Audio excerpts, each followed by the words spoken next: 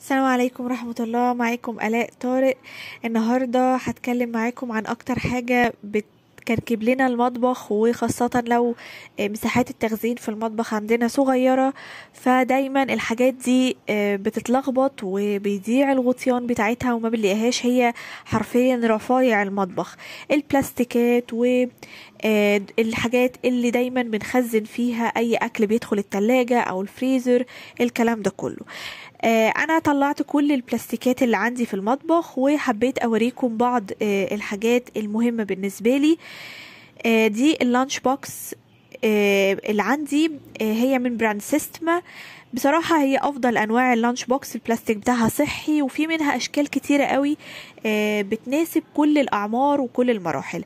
ده شكل من اشكال اللانش بوكس، هو حلو جدا وكبير، بس مشكلته ان الجزء العكس ده اللي هو الكبير، لو طفل صغير ممكن لما يجي يفتح الجزء ده يتقلب، وما يعرفش يتحكم قوي في ان هو يبقى فاتح كل اللانش بوكس ده قدامه، لانه زي ما شفتوا لما بيتفتح كده بيبقى عبارة عن 3 اجزاء، فممكن الطفل يوقعهم. لو طفل مثلا في بلاي او كيجي ممكن ما يعرفش يتعامل قوي مع النوع ده. في نوع تاني افضل، ده جبته لبنتي اللي في كيجي، انا شايفاه مناسب اكتر. هو اكبر كمساحة كبيرة، ولكن تقسيمته الطف بكتير. هو بيتفتح بس كده، سهل جدا في الفتح وفي القفل، والجزء ده الكبير بتاعه يتحط فيه الساندوتش بتاع الطفل او الاكل اللي هو هياكله. انا بوريكم هو حجمه قد ايه بالنسبة للكف. والاجزاء اللي فوق دي جزئين للسناكس، لو جزء فيه فاكهة وجزء التاني مثلا فيه مكسرات او اي سويتس او كانديز للطفل.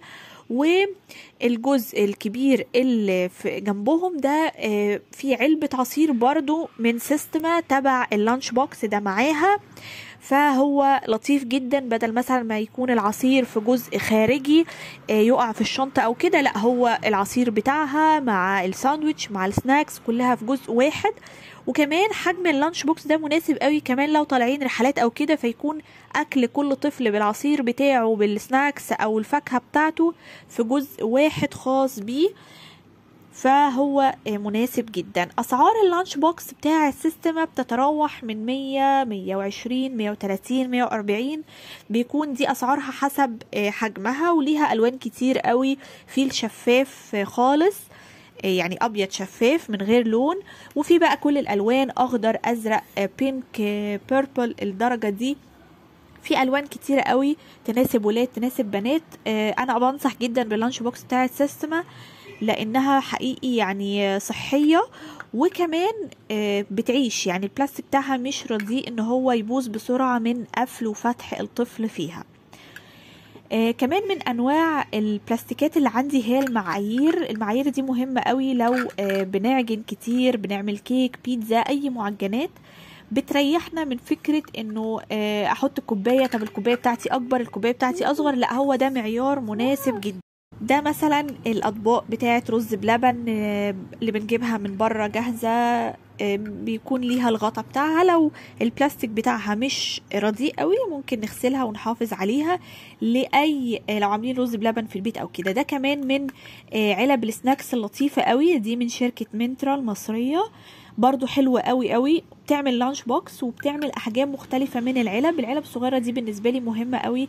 لو عندي باقي خلطة معينة، باقي توم مفروم، اي حاجة، بحطها وبقفلها وبحطها في الفريزر. بس مشكلتها ان هي مش كل العلب بتاعتها بتكون محكمة الغلق، او ممكن لو اللانش بوكس اللي جايبينه للطفل ما فيهوش مكان للسناكس فهنحط فيها السناكس او الفاكهة.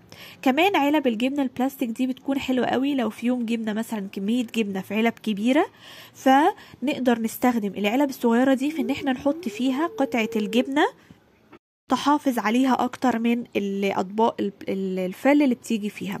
كمان من العلب اللي لقيتها لطيفة قوي علب الكاتشب اللي بيكون ليها يعني مكان تنزل منه غطا. في علب صوصات بالنوع ده. وكمان لقيت شركة درة عاملة الكاتشب ده هو العلبة بتاعته بلاستيك، ولكن هتنفعني قوي لو جايبة مثلا كمية كاتشب او مايونيز او اي صوصات في علب كبيرة، فاقدر احط منها شوية بشوية في العلب الصغيرة دي. من ضمن الحاجات اللي لقيتها وحبيت انصحكم بيها البي دروب، اللي هو فيتامين د، ده للاطفال وكمان للكبار من عمر يوم يعني. مهم جدا ان احنا نديهم فيتامين د خاصة في الايام دي عشان المناعة. كمان العسل الاسود مهم قوي. دي شركة البوادي برضو بتعمل علب بأحجام مختلفة، ساعات بحافظ على العلب الكبيرة تنفعني في عدس، بقوليات، رز، بتبقى حلوة قوي. العلب دي برضو ساعات بيجي فيها جبنة، لو حالتها كويسة بحافظ عليها، بغسلها كويس ومش بخزن فيها أكل. أنا بستخدمها مثلا لو هطلع اكل بره او نازله باكل مثلا، يا دوب تكون استخدام واحد وبعدها خلاص هتترمي، فبحب احافظ عليهم. باقي مثلا عصاج عندي ممكن احط فيها ورق زبده او ورق فايل، واخزن فيها الحاجه اللي انا عايزاها واشيلها في التلاجة او في الفريزر، او لو هخرج بيها بره. دي كمان علب قوي ممكن كمان تستخدم كويسه لاكل الاطفال الصغيرين. دي كمان اطباق من ضمن الاطباق اللي بتيجي من الحلوانيه، لو فيها مثلا كيك او هكذا بحب احافظ عليها لو البلاستيك بتاعها كويس، بتنفعني في التقديمات. العلب اللي لا استغناء عنها العلب اللي بتكون باحجام مختلفه، دي برضو تقريبا شركه منترا، شركه مصريه. العلب بتنزل من حجم صغير لاحجام كبيره. دي بقى عايزه اكلمكم عنها، دي حلوه جدا جدا جدا، كانت منتشره في فتره معينه واختفت فتره، وبعدين لقيتها بالصدفه في فتح الله ماركت. الماتيريال بتاعتها حلوة قوي. هي ممكن تستخدم ان هي تتحط على الحوض كده، تتفتح حسب حجم الحوض عندك وتبقى زي مصفى، وكمان ممكن تصفي فيها اي خضروات، تغسلي فيها فاكهة، حتى لو مكرونة حجمها كبير جدا.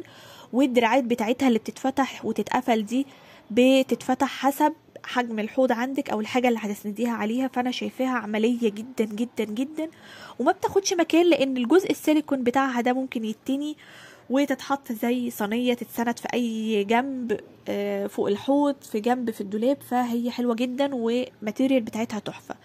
طبعا الاطباق دي لا غنى عنها في اي بيت، بتنفع في غسيل اي حاجة، في عجن اي شيء، ممتازة جدا بأحجامها المختلفة. كمان لو عندنا أطفال بنحتاج نجيب أطباق بلاستيك كتير وتكون الماتيريال بتاعتها يعني إلى حد ما معقولة. انا هنا بشيل الغطيان لوحدها في مكان علشان ما تضيعش وسط الكركبه. كمان المصافي الستانلس مهمه قوي قوي في اي بيت، تصفي فيها مكرونه، كمان لو هتغسلي فيها لحوم او يعني تنقعي فيها نوع من اللحوم او الفاكهه او الخضروات، مهمه قوي، فيها انواع مختلفه. النوع الاخير اللي وريته لكم ده مش مناسب قوي للرز عشان ممكن يدخل في الفراغات. ده كمان طبق من منترا. اهم حاجه ان احنا بنبص في ظهر الطبق نشوف هل هو مناسب ان هو يدخل غسالة الاطباق، هل هو يستحمل انه يدخل مايكرويف، بلاستيك بتاعه كويس او لا. ده طبق العجن من تابر وير، برضو كويس، بيخمر العجينة بسرعة، بس هو حجمه صغير يعني بياخد كيلو دقيق واحد. برضو دي انواع مصافي بلاستيك. كمان الطبق ده مهم قوي قوي قوي، اكتشفته برضو مؤخرا، كان في فتح الله واكيد موجود في اي محلات ادوات منزليه يعني. هو مرسوم عليه فواكه وكده، ان هو ممكن يتحط فيه الفاكهه، بتتغسل، هو عباره عن مصفى وتحتها طبق بينفصلوا عن بعض وبيتغسل كل حاجه لوحدها. ممكن يتصفى فيها الورقيات الخضراء، ممكن الفاكهه، ممكن نحفظ فيها الموز، ممكن نحط فيها طماطم او اي حاجه هتحط في التلاجة، تنزل الميه اللي فيها في الطبق اللي تحت فنحافظ عليها الوقت اكبر. وكمان ليها غطا، كمان ممكن تستخدم لحفظ العيش. لو احنا مثلا بنستخدم كميه معينه في اليوم، نطلع الكميه بتاعتنا ونحطها في الطبق ده، والغطا بتاعها محكم، يعني ان هو بيقفل عليها، مش محكم قوي ولكن هو بيقفل ان هو ما يدخلهاش اي شيء. فانا شايفه الطبق ده من الاطباق المهمه جدا. دي الاطباق الفلين ساعات لو جايه فيها حاجات يعني جافه عاديه تقدر ان هي تغسل، مش لحوم طبعا، بحافظ عليها برضو لاي حاجه تتحفظ في الفريزر. الدورق ده حلو قوي قوي، هو من زهران. برضو اي حاجة ببص على القاعدة بتاعتها من تحت، بشوف هل هي تستحمل ان تدخل تلاجة. البلاستيك بتاعها مكتوب عليه 5، رقم 5 جوه المثلث، ده مهم جدا علشان ما يتفاعلش مع السائل اللي هيتحط جواه، اذا كان عصير، اذا كان مية، اي حاجة.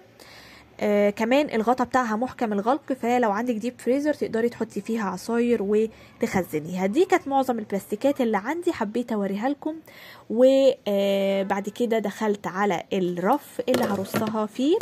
طبعا شلت كل حاجة فيه الاول ونضفته كويس، وبعد كده بدأت ارص فيه البلاستيكات كل حاجة مع النوع اللي شبهها علشان الحاجة ما تتقلبش قدامي.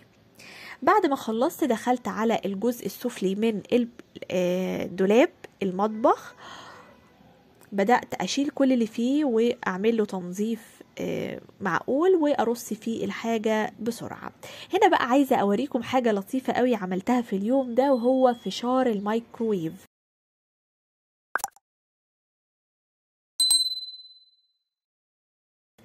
بجد سهل جدا، سريع قوي، سناك مشبع، وكمان طعمه حلو قوي. وهقول لكم دلوقتي على اضافه لطيفه قوي احطها عليه. انا بحب احط فيه زيت علشان التوابل او الملح اللي هحطها فيه تمسك فيه. لو انت عايزه تعملي الدايت فما تحطيش زيت، ولما يطلع من الميكرويف ابقي رشي عليه الملح. التوابل دي بقى تحفه تحفه، توابل سبرينكل ليها اطعم كتيره جدا، بتستخدم للسلطه، للخضروات، للبيض، للمكرونه، للفشار. يعني بجد طعمها رائع. دي بطعم الجبنة الكريمي، بجد طعمها تحفة جدا. انا رشيت جزء قبل ما تدخل الميكرويف، ولما تطلع من الميكرويف هرش تاني عشان طعمها يبقى اقوى، لكن ممكن تكتفي بالجزء ده. فعشان كده انا حطيت زيت علشان التوابل دي تمسك في الذرة نفسها. وبعد كده هقلبها كويس واغطيها بستريتش راب او اللي هو البلاستيك الصحي بتاع المطبخ، وبخرمه خرمين صغيرين قوي علشان بس التهوية والبخار يطلع، وبدخله الميكرويف على 5 دقايق. على فكرة يعني ممكن نفس الطريقة تعمليها على البوتاجاز على النار عادي جدا، ولكن انا شايفة ان الطريقة دي اسرع واسهل، وتوفيرا كمان لحلل او انه ممكن يتحرق على النار او كده. على فكرة الحاجات دي ممكن تتحرق في الميكرويف برضو لو اخدت وقت زيادة. فجربي الاول على 3 دقايق، لقيتيه لسه بيطقطق خلاص كملي ال4 دقايق. اول ما تلاقي صوت الطقطقة بتاعة الفشار بدأت تهدى خلاص اقفلي عليه الميكرويف وطلعيه، لان لو سبتيه مدة زيادة ممكن يبدأ يتحروق كأنك حطاه على النار بالظبط، يعني لان هو حرارة برضو كده. فتحت فتحتين صغيرين قوي قوي وبدخله على الميكرويف. طبعا لازم يبقى طبق غويط عشان الفشار لما يعني يفشر بيطلع لفوق. هنا انا ظبطت الميكرويف على 5 دقايق. انا الميكرويف بتاعتي LG، فكل ميكرويف بتختلف حسب الوات بتاعها ودرجة الحرارة بتاعتها. فزي ما بقولك جربي الاول على 3 دقايق، لقيتيه بدأ يسكت خلاص اقفلي عليه.